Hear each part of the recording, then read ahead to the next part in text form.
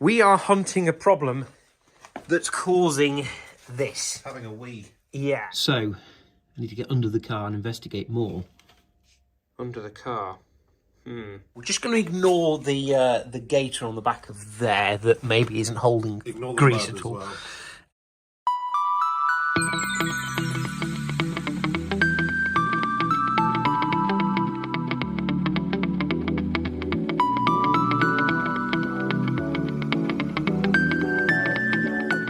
So, we have got the Toyota back in.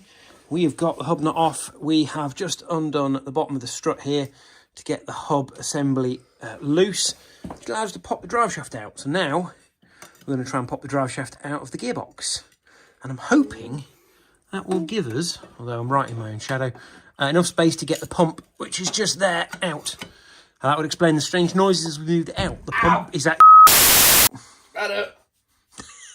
There's a car here. Yeah, I found it.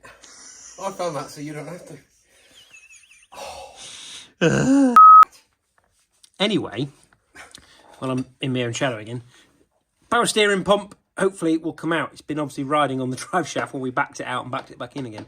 But never mind, eh? Right, should we have a go?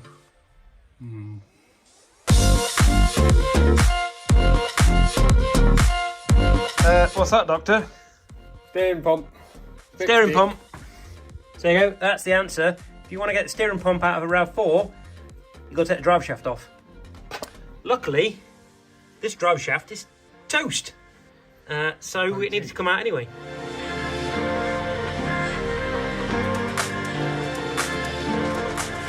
Right, so first job, now we've got the drive shaft out, is to cut open this CV joint and see what state it's in. So there is still grease in there, there's no rust, but I can see quite a lot of dirt ingress, and that concerns me as to what state the actual joint is going to be in. So that tells me we're probably going to order a new CV joint to go on the end. So we'll strip all of this off, put a new gator on, put the new CV joint in, pack it full of grease, clamp it all together. We've done this a number of times on the channel, so not a massive job. I just need to make sure we order the correct one of these. The inner joint doesn't actually look too bad, so if I just pan the camera over, you can see this. It's terribly grubby. Most of that is power steering fluid, but actually the gator looks all right. Nice and firm. It's not all perished like this had. This is very soft. I think this is an aftermarket one. This looks nice and original and is in fine fettle, so not going to touch that because I don't want to cause a problem. And then the rest of the shaft, you can see I've kept it all nice and clean, tucked away under a rag there, because that goes straight into the gearbox, so we don't want to get rubbish in there.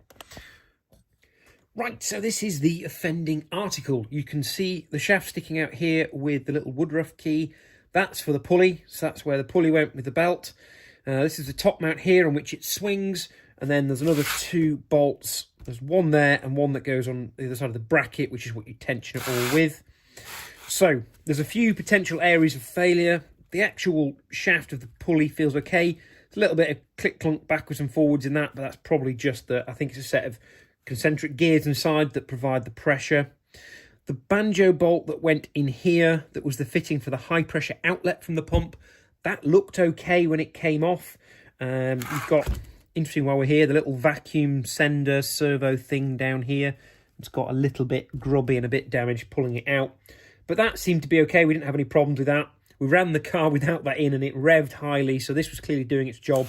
Interestingly, the idea of this is that when you start to turn the pump and it starts to push fluid out here into the rack, it actually brings the engine revs up just ever so slightly, so that you don't stall the engine when it's cold if you're using lots of steering input.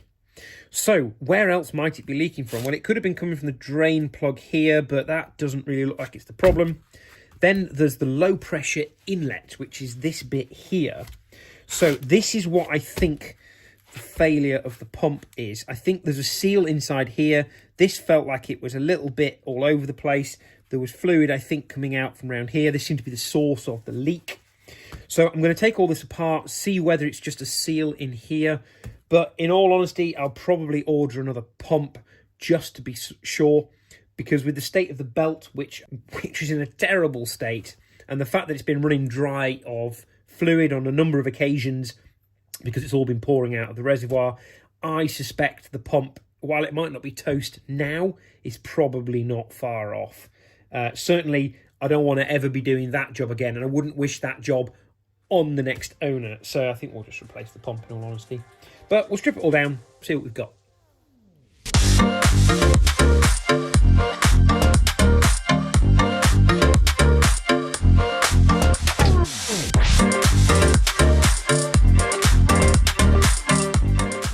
Okay, well, with a bit of brute force, we've got all that apart. So effectively, you've got a little sprung-loaded section here, which appears to be some sort of valve with a bit of a bypass on it. You can see that. There's a little hole somewhere I spotted a second ago, just in there. And there's a sprung-loaded section within there. So I'm assuming that's something to do with the bypass. If you've got no movement in the steering rack, or you've turned the steering all the way onto lock, it probably lifts a bypass there, which sends it back around the other side of the pump. So that looks like the bypass valve. And to be honest, all of that looks in pretty good shape. Yeah, it all looks okay. It's a bit grubby now, I've had it out, but otherwise it doesn't look too bad. And then you've got a set of copper washers either side of a banjo bolt. So when I mentioned a banjo bolt earlier, there's another banjo that goes in there, so that it sort of turns it through 90 degrees before it takes the hose off. It's actually mounted that way, I think, when it's in the car. But all of that, to be honest, looks okay. So I'm not 100% sure where the leak was, because this doesn't look terrible either, which is the bit I've just taken off. This is the low pressure inlet to the pump. But I suspect it's this seal here that had failed. It looks okay, but it may have just gone a bit soft and been passing. And that would explain it leaking when it's sitting here passive, it passing and coming out of there and emptying the tank. If it was the high pressure side, it would have to leak all the way through the pump. And I suspect as soon as you started the car, you'd have got a squirt of fluid, which is not quite what was happening. So yeah, that's it. I can't see an immediate problem, but definitely leaking from somewhere on here. So I'm going to look to replace this, possibly replace some of the hoses if I can get to those as well.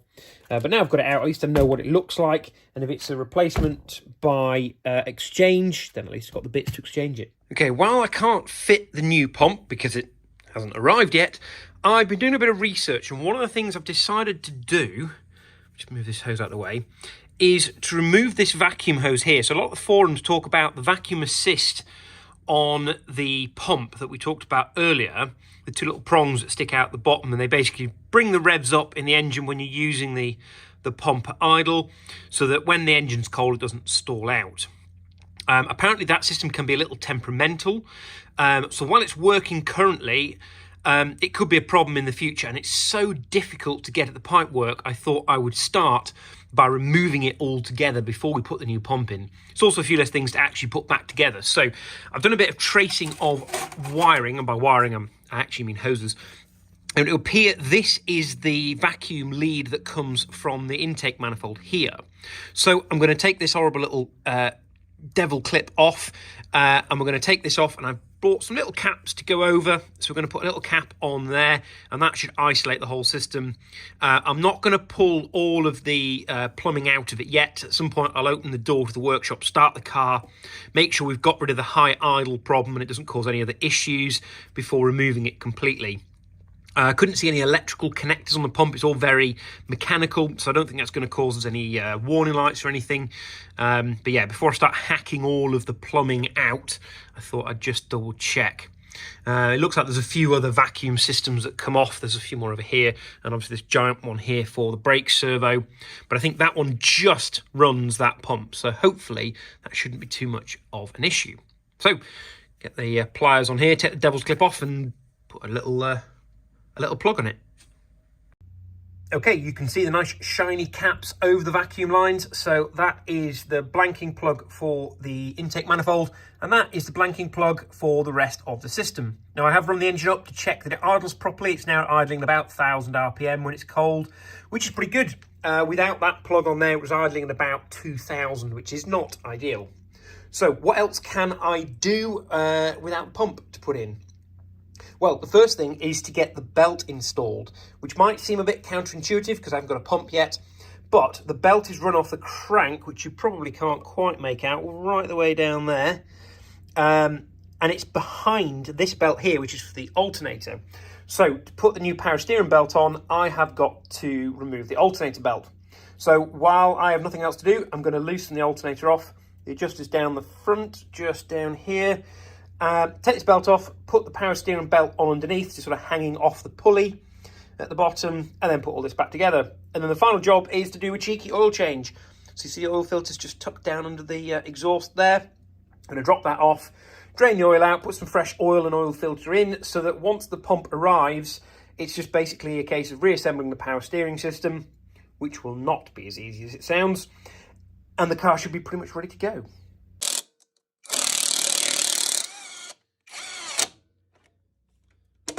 That's pretty easy. And the belt is off, so time to put the power steering belt on. Now what I'm going to do is tighten the alternator back up. One of the few jobs on this car that's actually been quite easy. Just like that. Okay, first batch of parts have arrived. So the first thing we're going to do is the drive shaft, because we still haven't got a new power steering pump. But we have got a new CV joint. So today's job, strip all of this off, new CV joint on, and get this then ready to go back on the car. So we've done this a few times on the channel now, doing drive shafts. So let's get on and do the shaft thing.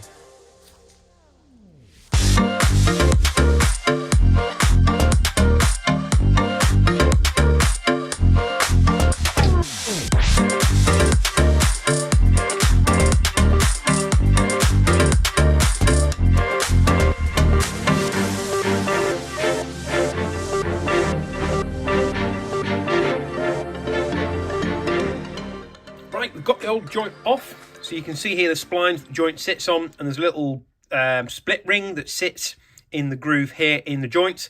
It takes a bit of getting off, so the best bet is to use a hammer and drift. I eventually put the shaft into the vise over here and smack the living daylights out of it with a drift. So you hit onto this section here. That will eventually pop the ring here, and the whole thing comes off. So the kit, this is the old ring here. The kit quite nicely comes with a new ring. It comes with a new hub nut with a little split pin. What is that? Fuck. So I'm going to try this again. If you can hear a strange noise in the background, apparently we have a scrap man in the village who goes around with a megaphone. Slightly irritating. The new kit we've got quite nicely comes with a new split ring. We've also got the new little clips for the CV gator. This little device, which I presume is for pushing the grease into the joint from the little green tub you can see over here.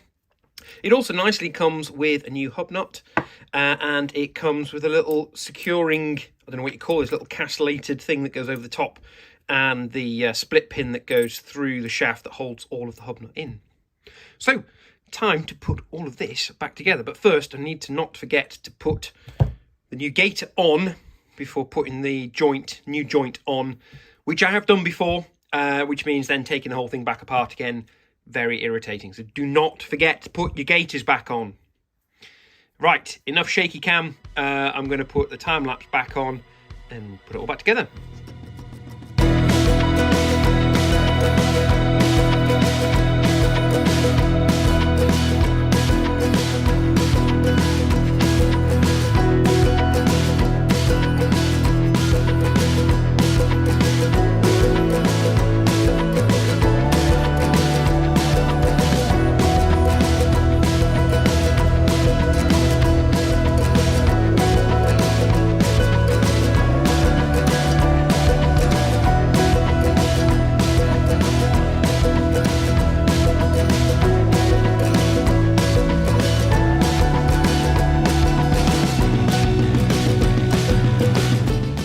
And voila, drive shaft is back together. Now we don't have the pump, so I can't put that back in until the pump is back in. So the only other thing I can realistically do right now is refit the radio. So while we discovered last time the radio works just fine, the thing that was missing was a cage, because I had to basically hack the cage to pieces to get it out. So I've now got a new cage. All I've got to do is plug it all back in, with the cage in place and hopefully click back into the dashboard. At least it's one job on the Toyota finished. Here goes.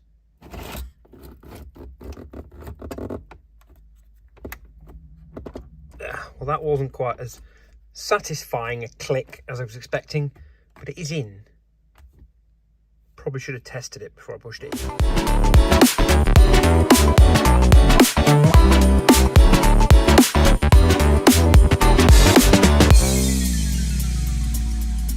Don't forget to like, comment, share, and subscribe.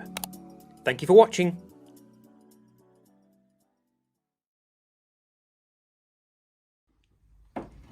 Yeah, always useful to get professional help on the projects you still haven't finished. And it's dripping. Son of a